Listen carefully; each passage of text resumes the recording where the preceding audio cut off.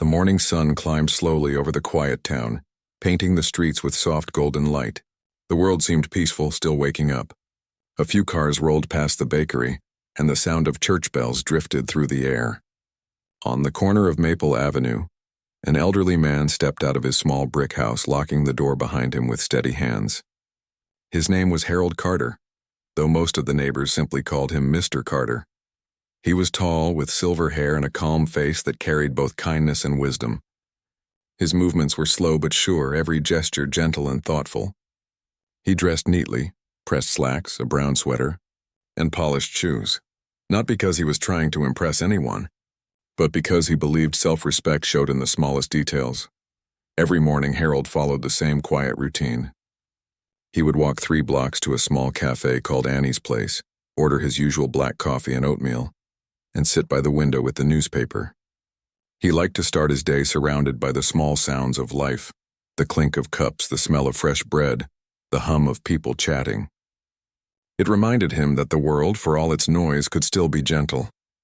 As he walked down the sidewalk, he nodded to familiar faces. A young mail carrier waved. A woman watering her flowers smiled at him. Harold greeted each of them with a soft, "Good morning." That was how he had always lived, quietly, respectfully, never seeking attention. But what most people in town didn't know was that Harold wasn't just a kind old man who enjoyed coffee and morning walks. He was a federal judge, now semi-retired but still active in reviewing cases for the circuit court. He had spent decades serving in courtrooms across the country, handling cases that shaped people's lives. To many, he was a man of remarkable fairness and calm strength. Yet here in this little town, he was just another face on the street, and that was exactly how he liked it. When Harold reached Annie's Place, the bell above the door jingled softly. Inside, the cafe smelled of roasted beans and cinnamon. A few regulars sat by the counter, laughing about something on the morning news. The barista, a young man named Calvin, looked up and grinned. "Morning, Mr. Carter." "Usual." "Morning, son," Harold replied kindly. "Yes, please. And a little extra honey today, if you don't mind." "You got it," Calvin said, already reaching for the mug he knew Harold preferred. The next morning began with a thin layer of fog over the small town. The streets looked quiet, almost sleepy, as if the world had not fully woken up yet. Harold Carter opened his front door, breathing in the cool air. He liked mornings like this. Quiet, slow, with just enough chill to make a warm coat feel comforting. The following week arrived quietly, though Harold could sense that life was slowly preparing something unexpected for him. The sky was bright that morning, a soft blue stretching endlessly over the little town. The trees had started to shed their leaves, and every gust of wind sent a gentle shower of gold and brown drifting down the street. Harold woke early, as always. He stood by his kitchen window, sipping tea and watching the sun touch the next few days after the conference were calm. The air in the small town felt lighter somehow, as if even the wind carried a quiet sense of respect. For Harold Carter, life slipped back into its gentle rhythm, morning walks, coffee at Annie's Place, and evenings with tea by the window. But something had changed, even if he didn't show it outwardly. The world around him had begun to see him differently. People who once passed him by now stopped to talk. The 2 young officers who once eyed him with suspicion now waved whenever they saw him. The difference wasn't in his title as a judge. It was in the quiet way truth had revealed itself. Still, Harold remained humble. He didn't need attention or praise. All he wanted was peace, and maybe a bit of understanding between people who often forgot how similar they really were. One crisp morning, as he walked into Annie's Place, Calvin greeted him with extra enthusiasm. "Mr. Carter, you're famous now." Harold chuckled softly. "Famous? I don't think so," Calvin grinned. "You are to me. Those officers came in here yesterday, talking about how you spoke at their conference, said you taught them something they'll never forget." Harold smiled. "Well, that's kind of them. But let's not turn lessons into legends. We all keep learning, no matter who we are." Calvin nodded, still beaming. "You make it sound so simple." "It is simple," Harold said gently. "We just forget it sometimes." He took his coffee and found his usual spot by the window. The morning sun spilled across the street, catching the small details of life. A man unlocking his shop, a dog trotting alongside its owner, a school bus rumbling past. These were the things Harold cherished, the small, ordinary pieces of life that most people rushed past without noticing. As he sat there, a woman approached his table.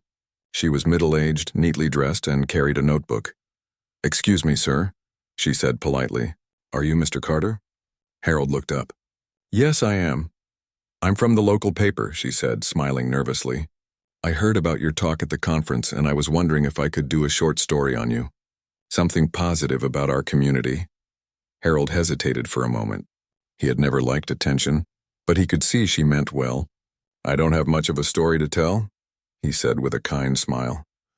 "Just an old man trying to live quietly." "That's exactly what makes it special," she said softly. "People need stories like yours and reminders that kindness and patience still exist." He thought for a moment, then nodded. "All right, but only if you promise one thing. Make it about the lesson, not the person." She smiled warmly. "Deal." They talked for about 20 minutes. She asked about his life, his work, and what he thought about respect. Harold answered simply, never bragging, never blaming. He spoke about how respect was built in small choices. A greeting, a moment of patience, the decision to see someone fully instead of assuming. When she left, Harold went back to his coffee feeling quietly hopeful. Maybe his small story could remind someone somewhere that the world could still be kind. A few days later, the article was published in the town paper. The headline read, "Quiet Local Man Teaches Town a Lesson in Respect." It didn't mention his title until the last paragraph, where it noted that he was a retired federal judge. The focus was on the idea that treating others with dignity could change lives. The article spread quickly, especially online. Neighbors came by to congratulate him. Some just wanted to shake his hand, others to say thank you. Harold accepted their kindness with grace, but never let it swell his pride. Then one afternoon, something unexpected happened. The police chief himself came to Harold's home. He was a tall man, older, with a calm face and eyes that spoke of experience. Harold invited him in, offering tea, which the chief accepted gratefully. "I wanted to visit in person," the chief said. "I read the article and I realized I should have known who you were sooner. But more than that, I wanted to thank you. You didn't just teach my officers a lesson. You reminded me of something important, too." Harold smiled gently. "You don't owe me thanks. We're all learning every day." The chief nodded slowly. "True, but most people would have been angry. You chose patience." "That's rare." Harold looked thoughtful. "Anger is easy, but understanding, that's what really changes people." They talked for a while about the two. The weeks rolled into months, and the quiet little town continued to hum with its usual rhythm. But beneath that calm surface, something lasting had taken root. A new kind of respect, one that couldn't be written into law or forced by rule.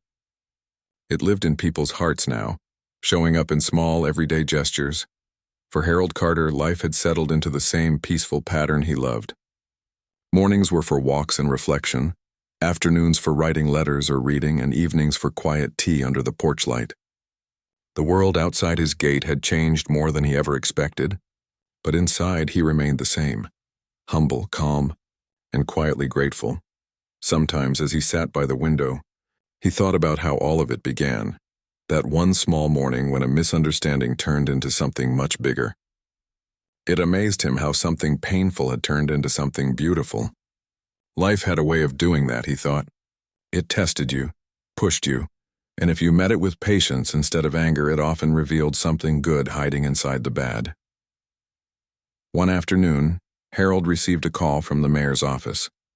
The mayor himself wanted to meet him. Harold hesitated for a moment, not liking attention, but agreed. A few days later, he dressed neatly in his usual gray suit and took the short walk downtown. The mayor greeted him warmly in his office. "Judge Carter," he said, shaking his hand, "it's an honor. You've become something of a hero around here." Harold chuckled softly. "I think that's too big a word. I'm just a man who was in the right place at the right time." The mayor smiled. "Maybe. But your patience, your calm, as it's changed how people treat each other. Even the city council has been talking about starting a community respect program in your name." Harold looked genuinely surprised. "In my name? That's kind of you, but unnecessary. If people are learning, that's reward enough." "We'd still like to do it," the mayor said, "to remind everyone that one person's grace can heal an entire town." Harold thought for a long moment before nodding. Then let it be about that and about Grace. Not about me, the mayor smiled again, understanding. That's exactly what makes you worthy of it. A few weeks later, the town announced the program, the Carter Initiative, teaching respect through understanding. It wasn't grand or fancy. It was simple, just like Harold wanted it. Officers, teachers, and students gathered once a month to talk, to listen, and to learn from one another. People of all backgrounds came together in ways they hadn't before. Harold didn't attend every meeting, but sometimes he'd stop by quietly, sitting in the back with his coffee, watching. What he saw made him proud, people sharing, laughing, even disagreeing respectfully. It was exactly the kind of world he believed in. One evening, after one of those meetings, a young woman approached him. She had kind eyes and spoke softly. "Judge Carter, I just wanted to thank you. My brother used to be afraid of the police. Now he says they actually listen. He says he feels safe." Harold smiled warmly. "I'm glad to hear that, dear. That's what this is all about, feeling safe enough to be seen." She nodded. "You made that happen." He shook his head gently. "We all did. I just reminded everyone what they already knew." After she left, Harold lingered a while, watching the sun dip below the horizon. He thought about how far the town had come, and how sometimes the biggest changes started from the smallest moments. Time moved quietly, as it always did. Seasons changed, the trees shed their leaves and new buds bloomed again. Harold kept his same gentle pace, always polite, always listening. But lately, he had been feeling more tired than usual. His steps were slower, his breath a little shorter. Still he carried on, never complaining. One cold morning he went to Annie's place as usual. Calvin noticed he looked pale. "You all right, Mr. Carter?" he asked, worry in his eyes. Harold smiled faintly. "Just getting older, son." "That's all," Calvin frowned. "You sure? You need me to call someone?" No, Harold said softly. "I'm fine. Just a little rest, that's all." He drank his coffee slowly, watching the light fade through the window. He stayed longer than usual that day, quietly taking in every sound. The chatter, the laughter, the clinking of dishes. It was ordinary, but to him it was beautiful. Over the next few days, Harold stayed home more. His neighbors checked on him often, bringing soup, newspapers, and smiles. He appreciated their kindness. He never wanted to be a burden, but it touched his heart to see how much people cared. One evening, as the sun painted the sky gold, Harold sat on his porch, a blanket over his knees. The air was cool, but he didn't mind. He was lost in thought when he heard footsteps on the path. It was the young officer from months ago, the same one who had once stopped him. "Judge Carter," the young man said softly, stepping closer. "I wanted to visit you." "I heard you weren't feeling well," Harold smiled warmly. "You didn't have to come all this way, son." "I wanted to," the officer said. "You changed my life. I thought you should know that."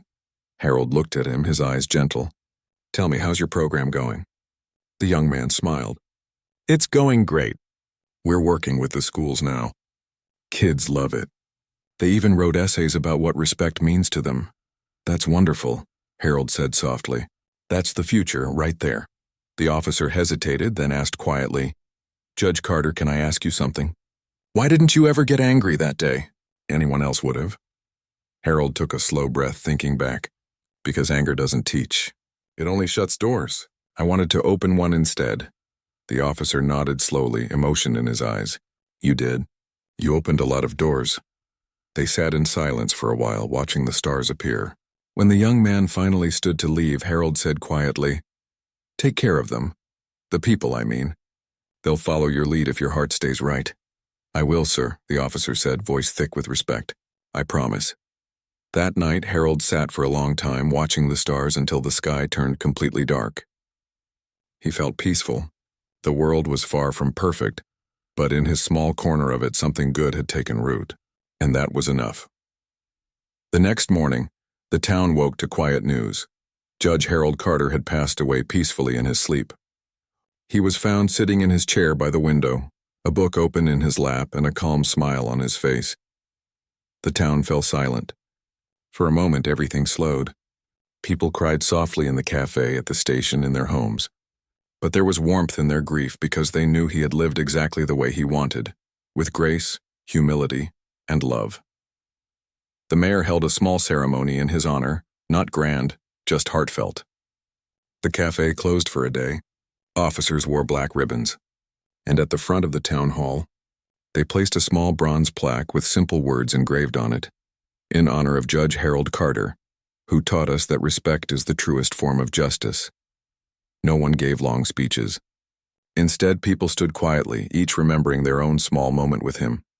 A kind word, a nod, a lesson, a smile. Calvin spoke softly at the end. He never raised his voice, but he changed how we listen. He never asked for attention, but he made us pay attention. He showed us what kindness looks like in real life. After the ceremony, the town slowly returned to its rhythm. But something in the air remained. A kind of quiet decency that Harold had left behind. People greeted each other more often. Officers stopped to chat with residents. Children grew up hearing stories about the man who had turned anger into understanding. Years later, the Carter Initiative had expanded to other towns. His story spread far beyond the place where it began.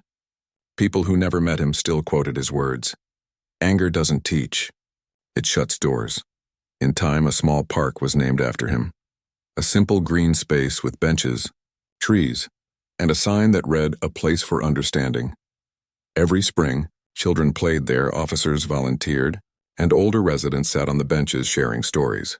Sometimes, visitors who didn't know the full history would ask, "Who was Harold Carter?" And the locals would smile and say, "He was a man who reminded us what respect means." And that was how the story of one quiet man lived on, not through fame or power, but through the goodness he left behind. Harold Carter never set out to change the world. He only wanted to be treated fairly, to live with dignity. But in doing so, he taught a whole town, and maybe even more, that kindness and respect aren't signs of weakness. They are the strongest truths of all.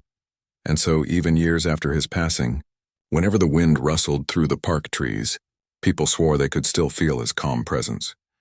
Gentle, wise, and watching over the place he had helped to heal. One, about the world, and how small acts of decency could ripple out further than anyone expected. When the chief left, he shook Harold's hand firmly, almost with reverence. After that day, something subtle shifted in the town. Officers began greeting people more warmly. The cafe felt livelier. People seemed a little gentler, a little more thoughtful. It wasn't dramatic, but Harold could feel the difference. Weeks passed peacefully. Harold continued his quiet routines. Morning walks, tea by the window, occasional visits to the courthouse. Every once in a while, someone would stop him on the street just to thank him, or tell him that his story had inspired them to think differently. He always responded with the same humble smile and a simple, "I'm glad to hear that." One afternoon, he received a letter in the mail. It had no return address, just neat handwriting. He opened it slowly, curious. Inside was a short note. "Judge Carter, I was one of the officers who stopped you that morning. I can't stop thinking about how calm you were. I've learned more from that moment than any class or lecture could ever teach. You didn't just change how I see others, you changed how I see myself. Thank you." Harold read the letter twice, then folded it carefully and placed it inside his notebook. He didn't need to respond. The words themselves were enough. Later that evening, as the sun dipped below the rooftops, he sat outside on his porch, watching the world turn golden. A few children rode their bicycles past his gate, laughing. He waved, and they waved back. It was such a simple exchange, but in that moment, it felt like everything he had ever believed in, kindness, respect, patience, had finally come full circle.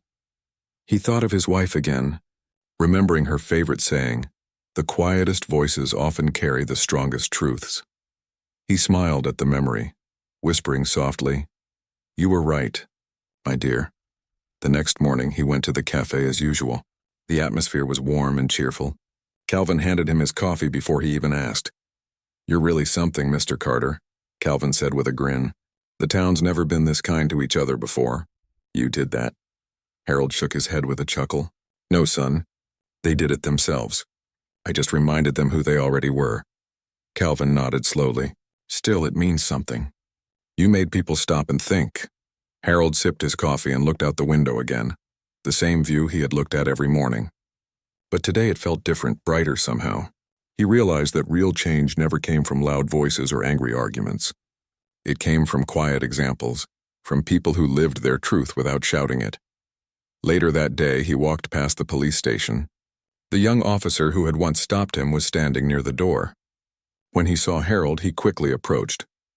"Judge Carter," he said respectfully, "I just wanted to tell you, I'm applying for the community outreach program. I want to help teach younger officers about what we learned from you." Harold's eyes softened. "That's wonderful. I'm proud of you." The young man smiled, looking both nervous and proud. "You're the reason I'm doing it." Harold put a gentle hand on his shoulder. "No, son. The reason is already in you. You just needed to see it." They shook hands, and as Harold walked away, he felt something deep in his chest, a mix of peace, gratitude, and quiet joy. He had spent his life believing that justice was more than laws and rules. It was about how people treated each other every day. Now he saw that truth alive in front of him. That night, as he sat by his window watching the stars appear, Harold thought about how strange life could be. One small misunderstanding had led to a lesson that reached an entire town. What began as suspicion had ended in respect. He smiled to himself and whispered, "Maybe that's how change begins, one moment at a time." Outside, the world was quiet again. The wind rustled the trees, and somewhere in the distance, church bells rang softly through the evening air. Harold leaned back in his chair, his heart calm, his spirit light. The old man who once went unnoticed had, without trying, reminded everyone that the true measure of a person is not in their title, their color, or their power, but in their kindness. And that simple truth was enough. Rooftops. There was something peaceful about the world at that hour. The only sounds were the ticking clock and the distant hum of a car starting somewhere down the road. He liked mornings like this, slow, thoughtful, full of space to breathe. He had received the reminder about the upcoming conference in the city 2 days ago. It was a small gathering of judges, lawyers, and local officers. An annual event meant to build understanding between courts and law enforcement. He hadn't attended in years, but when they called to invite him, something inside told him to go. Perhaps it was time to reconnect, to share something useful from his years of experience. Before the trip, he decided to take his usual walk to Annie's place. It wasn't just habit anymore. It was comfort. As he walked, a light breeze tugged at his coat. The streets were starting to fill with people heading to work, kids with backpacks and delivery trucks rumbling along. It was the kind of small-town scene that made him smile every time he saw it. At the cafe, Calvin waved from behind the counter. "Morning, Mr. Carter. You heading somewhere fancy today? You look extra sharp." Harold smiled, a little amused. "Just a meeting in the city. Nothing too fancy. But thank you, son." Calvin chuckled. "If I ever have a meeting, I hope I can look half as calm as you do." "Calm is mostly practice," Harold said softly. "You just breathe through the noise." He took his coffee and sat by the window again. The usual warmth of the cafe surrounded him.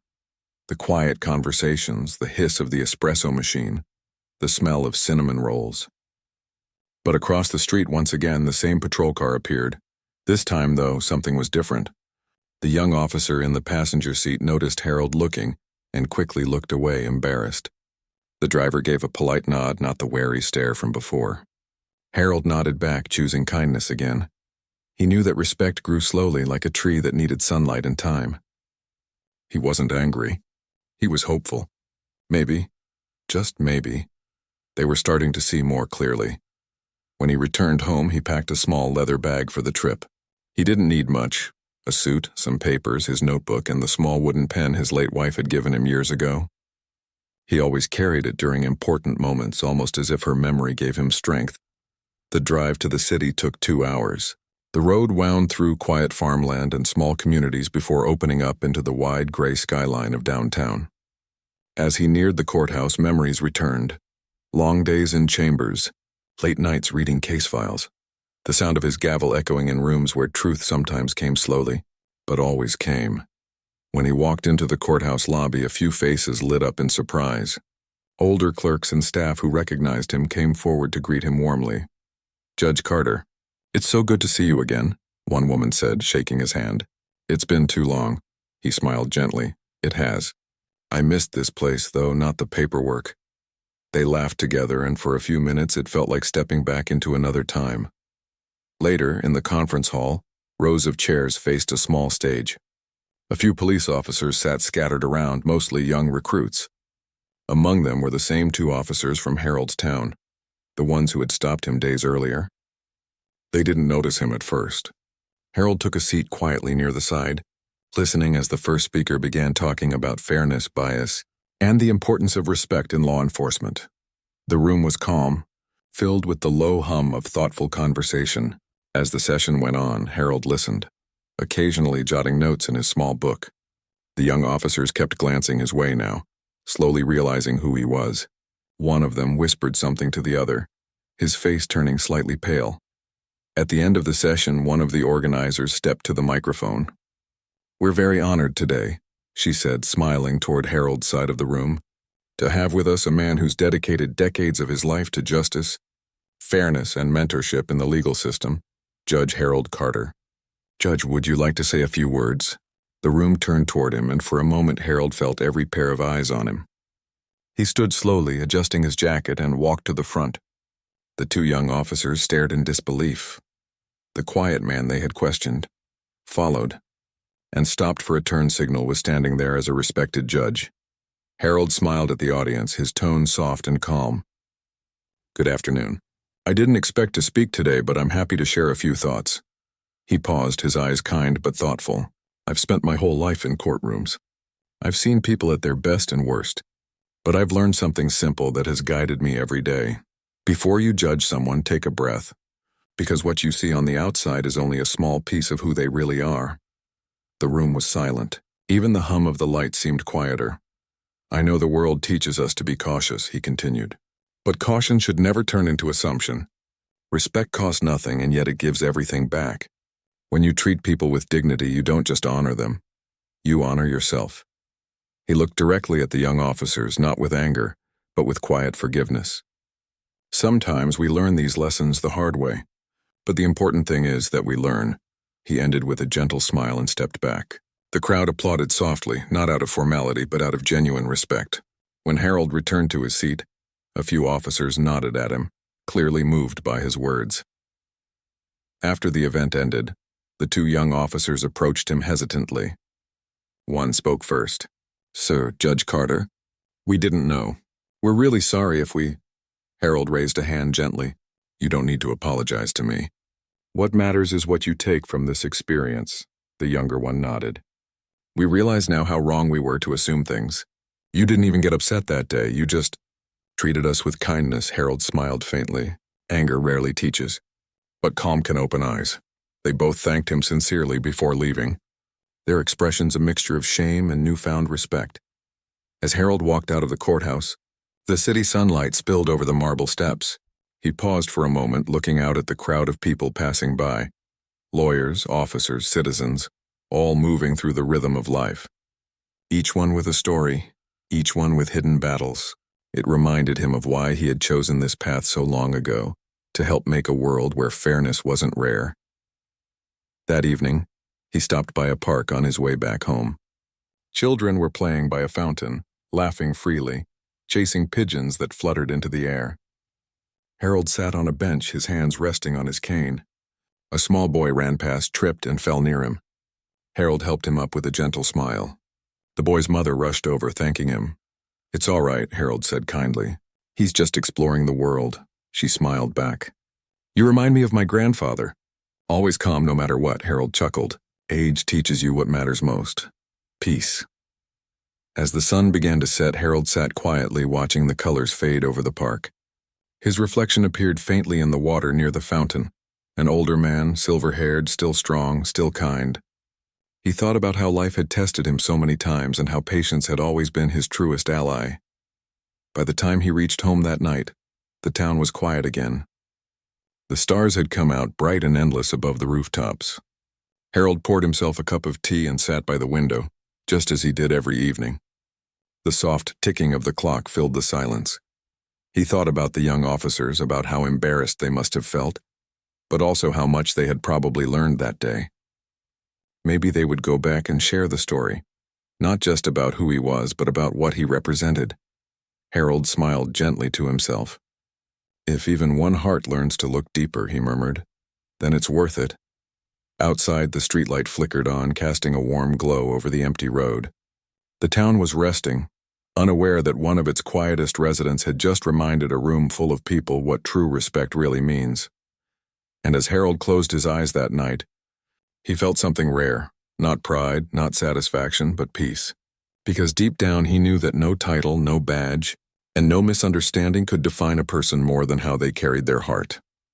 The next morning, life in the town would go on as usual, but the story of the quiet old man who taught a lesson without anger was just beginning to spread.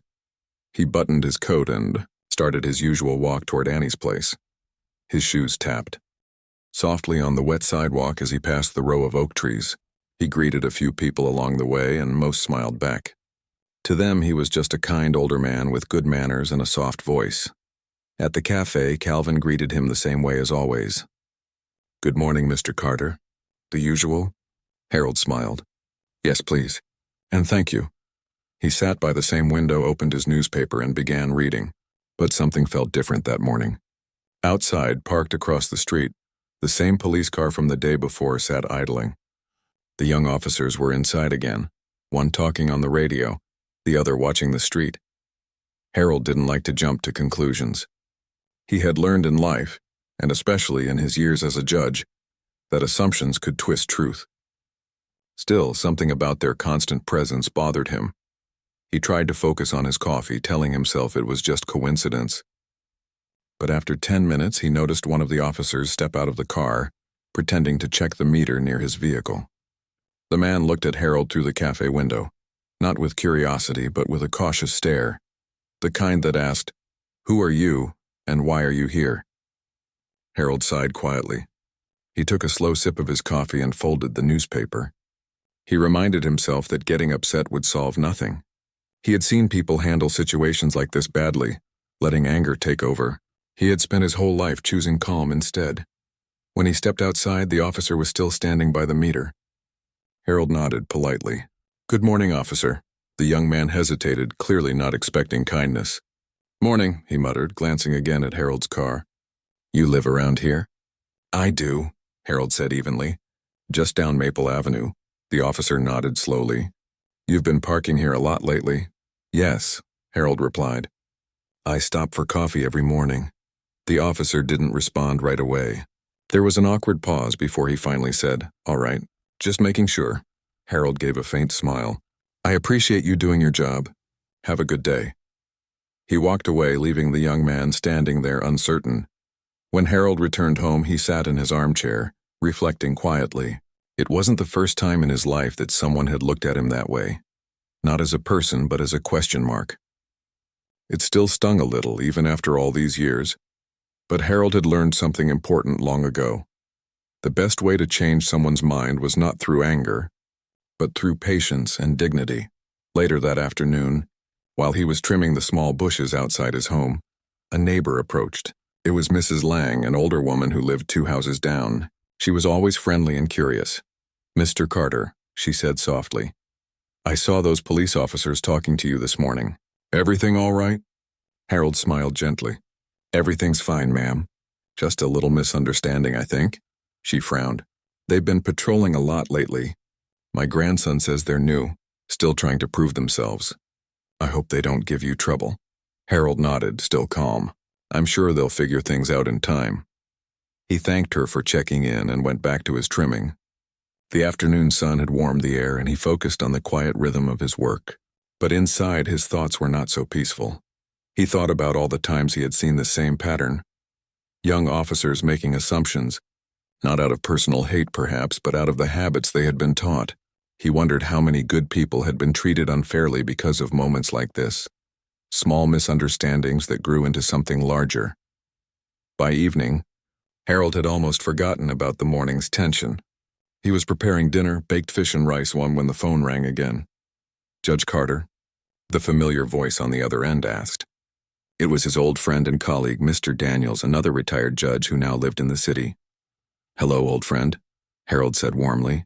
"How are you?" "I'm well," Daniels said. "Just calling to see how you're enjoying your quiet life." Harold chuckled softly. "Quiet, yes, peaceful. Mostly." "Mostly?" There have been some interesting mornings, Harold admitted. A few officers seem unsure about me being around. Daniel sighed. Same story, different place, isn't it? You always had that calm way of handling things. I hope you keep it. I plan to, Harold said. Though sometimes patience can feel like the heavier path. Daniels laughed gently. That's because it takes real strength. Most people don't realize that. The two men talked for a while about old cases, mutual friends, and how much the world had changed. When the call ended, Harold felt lighter. It reminded him that he wasn't alone, that there were still people who saw him for who he truly was. The next morning, however, the situation escalated slightly. As Harold was driving toward the cafe, he noticed flashing lights in his rearview mirror. The same police car. He pulled over calmly, rolled down his window and waited. The officer approached. The same young one from the day before. His expression was serious but uncertain. "Morning, sir," he said. "You know why I stopped you?" "I'm not sure," Harold replied politely. "Your turn signal didn't come on when you pulled out from the curb." "Oh," Harold said, surprised. "I must have missed it. My apologies." The officer nodded, though his tone suggested he wasn't convinced it was just a small mistake. "May I see your license and registration?" "Of course." Harold handed them over without hesitation. The officer looked at the ID, his eyes flickering across the name. Harold Carter. Something about it made him pause. He walked back to his cruiser, leaving Harold waiting quietly. The minutes felt longer than they were. People passed by on the sidewalk, glancing curiously. Harold kept his composure, his hands resting calmly on the steering wheel. Finally, the officer returned. "All right, Mr. Carter," he said. "You can go. Just remember your signal next time." "Thank you, officer." "I will." Harold drove off slowly. He didn't feel angry, just sad. Sad that after a lifetime of serving justice, he was still being treated with suspicion on the street. That evening, he wrote in his small leather notebook, something he often did to clear his thoughts. He wrote, "Respect should not depend on what people see. It should come from what we choose to give." He closed the notebook and set it aside. The next day, the same officers came to the cafe again. This time, the younger one nodded at him first. It was brief, but it was a start. Harold nodded back. Calvin, the barista, noticed the exchange. "Those cops sure like hanging around here lately," he said quietly. Harold smiled faintly. Sometimes people just need time to learn who others really are. He finished his coffee slowly, thinking about that simple truth. Later that afternoon, he received a call from the courthouse in the city. They needed him to attend a small legal conference the following week, a gathering of retired judges and active officers to discuss fairness in law enforcement. Harold agreed, though he didn't know that the same two young officers would also be attending as part of their department's training program. Life, he thought with a quiet smile, had a way of bringing lessons full circle. That night, he stood by his window looking out at the town lights again. The rain had stopped, leaving the street shiny and still. He thought about patience, about how easy it was to lose it, and how powerful it could be when kept. He didn't know what the coming days would bring, but he knew one thing. Truth always found its way out, and soon, the truth about who he really was, not just an old man, but a man who had dedicated his life to fairness, would change how others saw him forever. For now, though Harold simply smiled at the quiet night, tomorrow, he would walk again to Annie's place. He would greet Calvin. He would nod politely to whoever crossed his path, because that's who he was, and no misunderstanding could change that. Heavy white one with a small chip on the rim. Harold smiled as he found his usual spot by the window. He unfolded his newspaper and adjusted his glasses. He wasn't reading about politics or business. Instead, he focused on the local section. News about the community garden, a charity drive, and a story about a high school student who built a small robot for a science fair. That was the kind of news he enjoyed. Stories that reminded him there was still good in the world. Outside the cafe, a police cruiser rolled slowly down the street. Inside were two new officers in town, both young, both eager to prove themselves. They were talking about routine patrols, but their eyes caught sight of Harold's old car parked slightly crooked near the curb. "Hey," the driver said, pointing. "That guy's car's been parked here every morning this week." The other officer shrugged. "Probably just someone who lives nearby." "Maybe," the first one replied. Still, something about it seems off. Out-of-town plates, maybe?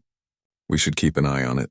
The car kept rolling, but the comment lingered in the air, small, harmless on the surface, but built on quiet assumptions. Inside the cafe, Harold was finishing his coffee, unaware of the watchful glances from outside. He smiled at a little girl walking past the window with her mother, then checked his watch. It was nearly time to head home. He folded the newspaper neatly and placed it on the counter on his way out. "Thank you, Calvin," he said. "Coffee was perfect." "Anytime, Mr. Carter. You have a good day." "You too, son." Harold walked back down Maple Avenue, his steps unhurried. The morning air was crisp now, carrying the scent of rain. He stopped for a moment to look at a small bird perched on a telephone wire, chirping loudly as if it had something important to say. It made him smile. When he reached home, he unlocked the front door and stepped inside. The house was cozy, shelves filled with books, framed photographs from years past, and a quiet warmth that came from living a long, full life.